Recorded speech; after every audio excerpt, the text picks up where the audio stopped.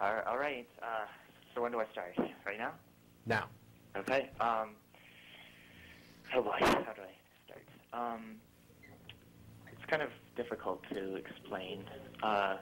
There's something called personal identity, numeric personal identity, and that is basically the distinction between you and me as separate things, although we are composed of the same things and we have similar functions in our brain. And what interests me about this particular subject is that it is, like, let's say the condition X is what makes me conscious. If that condition can occur after death in some way, I would basically have an afterlife. And it's basically, is it possible for condition X, the thing that's making me conscious, to reoccur in the future sometime after I die? Here's another way of looking at it. Is dying similar as going into a coma? The difference may be just that if you're in a coma, it's reversible, and we know that, but perhaps death is also reversible in some way. Does that make sense? Okay, that was 90 seconds. You got in under the time, but I didn't want to break my own rule and interrupt.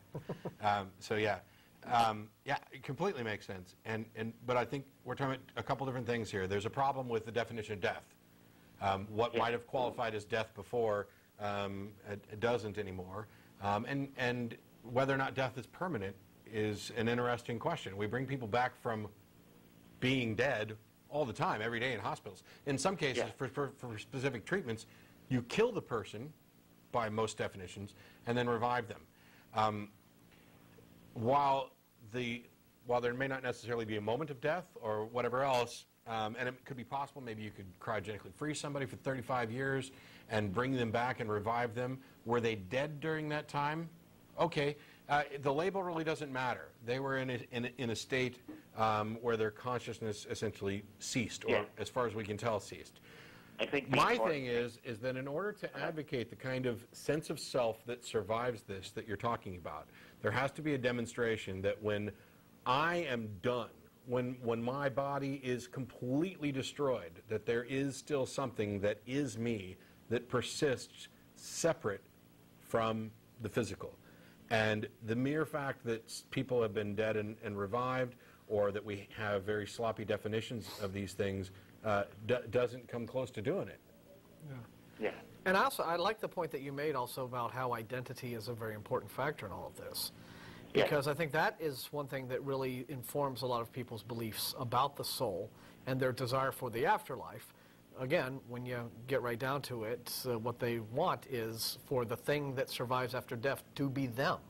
Like, whatever goes on after I die had better be me, otherwise there's really not a point to it.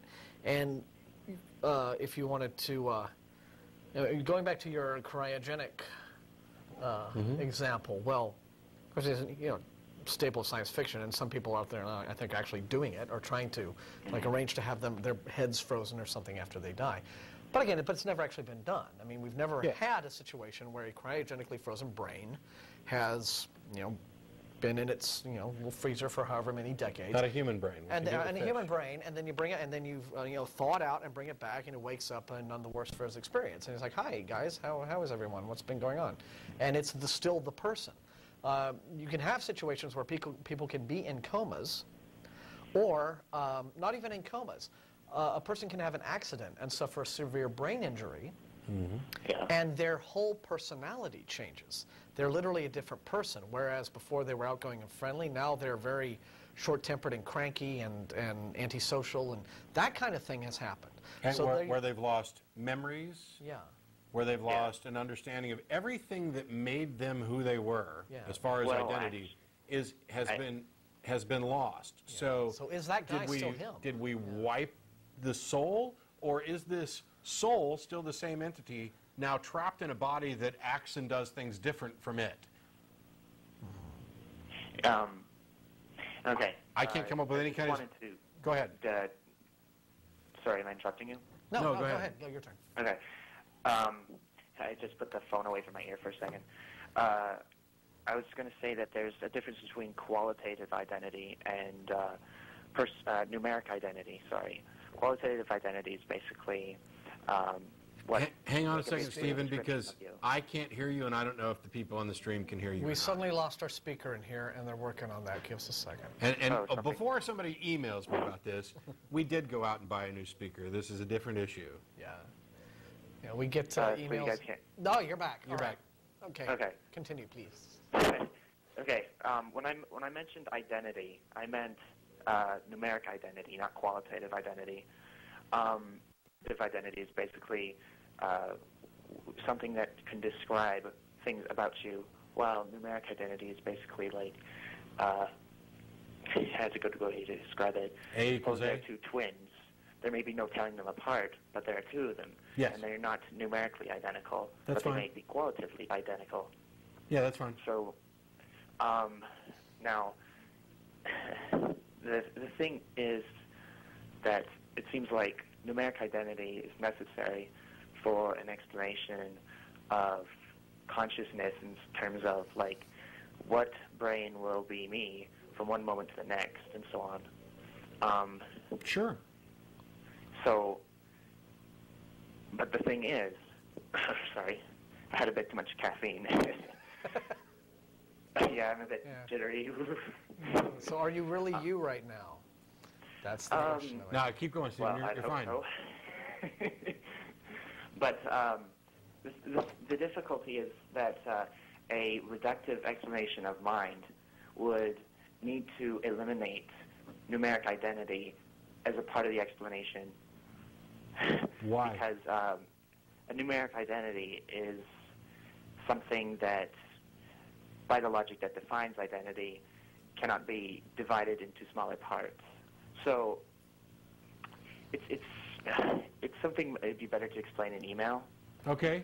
Then I'd suggest you go ahead and email tv@atheist-community.org. I'm always happy to. I've had a conversation about this same subject, actually in a couple different aspects. There's beginning with the transcendental argument and the logical absolutes, and then moving on to Chris, who called in last week to talk about souls and identity and things. And I'm on board, I think, with your statement that the mathematical identity, the X is distinguished from something, whatever's not X, is necessary in order to come up with that sense of self that matters. What I'm not sure I'm getting is your kind of narrowed down point about how it seems contradictory, what you're saying. So, yeah, if it's better in email, do it that way. Yeah. That's fine. Okay. Yeah. That's fine. We don't have to keep people under the gun, and I'm not going to... I may even agree with you, depending on what you're actually saying. I mean, it's not like people... Yeah, I mean, do you understand what I'm saying? Or I understand what I think you're saying so far. Okay. And so there are things... I didn't rehearse for this or anything, so... No, that's fine. Send me an email. We can talk about it more. There are things, though, in the conversation. For example, when the guy called in, there was a point that Jen wanted to talk about, and you can think about this, and we'll move on to other callers, and maybe you can explain how this fits in with what you're talking about as well. But the original caller was talking about this sense of self, and that this was evidence for the existence of a soul. And we can talk all day long about, brain trauma that changes who you are in the sense of self.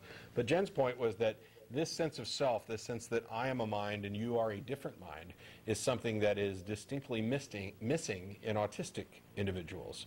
And does this mean, and this may not relate to what you're talking about, but for Chris, does this mean that those people don't have a soul by your definition? I don't think so. Yeah, it's a puzzling thing. And we got like 11 minutes, actually less than like 10 minutes left, and a bunch of people on. So go ahead and feel free to email us, and thanks a lot for calling, Stephen. Appreciate it. All right, no problem.